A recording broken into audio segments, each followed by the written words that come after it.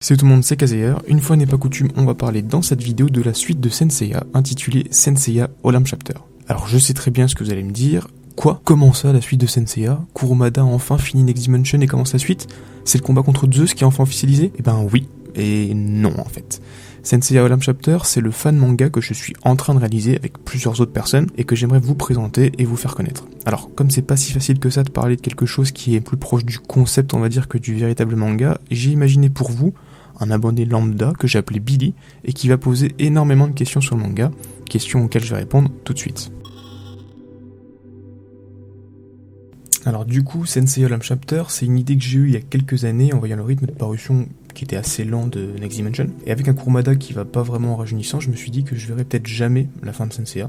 Partant de ce principe, je me suis dit pourquoi pas créer ma propre fin de Saint Seiya en prenant ce que j'aime et en créant mon histoire selon ma propre vision de l'œuvre.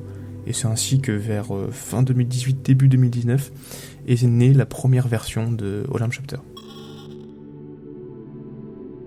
Le manga reprend directement la suite du manga d'origine, donc on oublie complètement Next Dimension, et va se baser en grande partie sur le film 5, donc Tenkai En Overture. Le manga il va être divisé en 3 grosses parties ou 3 arcs, le premier étant une nouvelle vision du Tenkai. Moi j'ai plutôt apprécié le film, et du coup mon objectif c'est de faire une première partie qui était basée plus sur la psychologie des personnages, donc comme le film, et notamment sur celle de Seiya et de sa relation avec Athéna, tout en ajoutant un peu plus de rythme et de combat que dans le film, parce que c'était quand même assez limite dans le film. Et donc la première partie du manga va se terminer sur un twist qui sera très différent du film, un twist que je pense va vraiment vous surprendre, qui n'a jamais été fait ni dans Saint Seiya, ni dans les fans manga en tout cas. Et c'est ce twist qui donc lancera les 2 autres parties qui elles n'ont aucun rapport avec les 2 autres films qui auraient dû sortir sur Saint Seiya.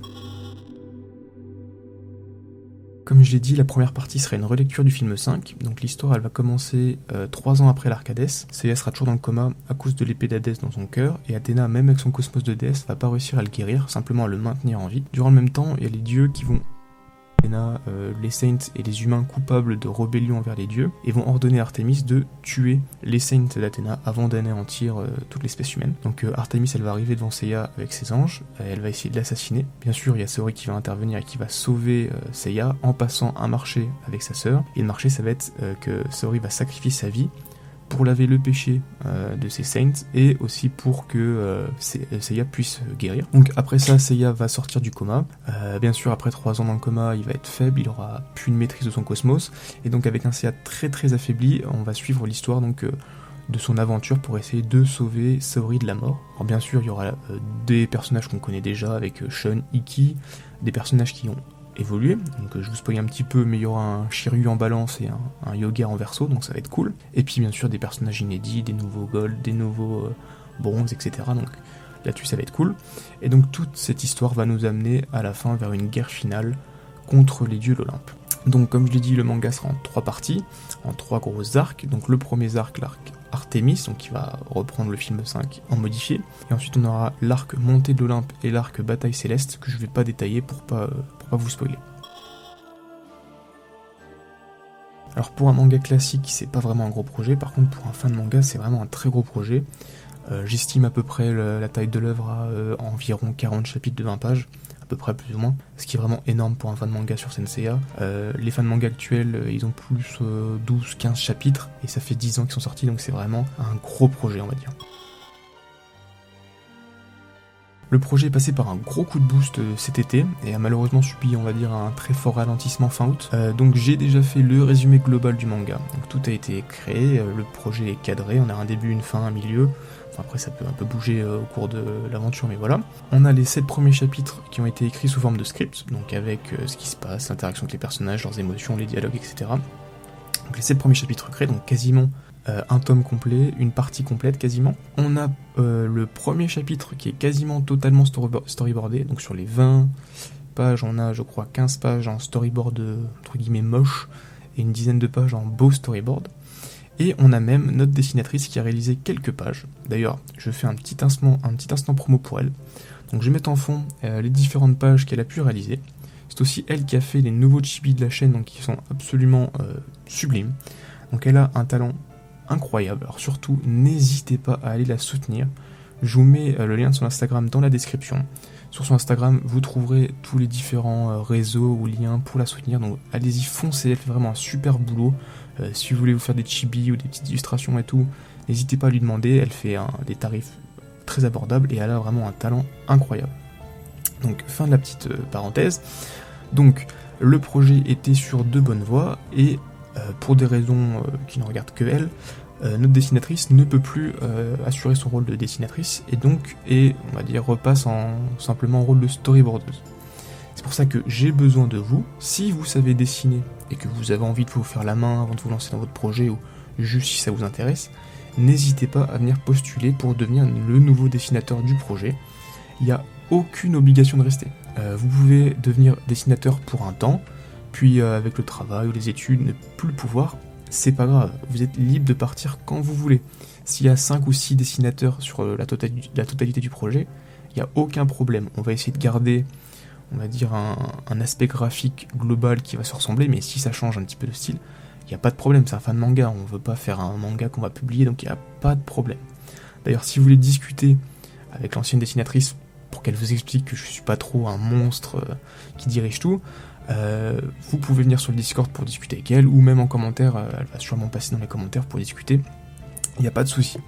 Donc si vous êtes intéressé, je vous invite à vous manifester le plus rapidement possible, donc soit dans les commentaires en me disant je suis intéressé machin, soit en m'envoyant un mail, le plus simple étant quand même de rejoindre le Discord. Vous m'envoyez un MP, vous parlez directement dans les channels pour me dire voilà je suis dessinateur, je suis intéressé, il n'y a pas de souci. Le lien est dans la description, et même si vous n'êtes pas dessinateur mais que vous voulez un petit peu plus d'infos sur le projet, pas de souci, venez dans le Discord, on en discutera, il n'y a aucun souci. Alors, vu que c'est un fan manga, le rythme va dépendre du dessinateur. Donc personnellement, j'aimerais un rythme d'un chapitre de 20 pages tous les 2 mois.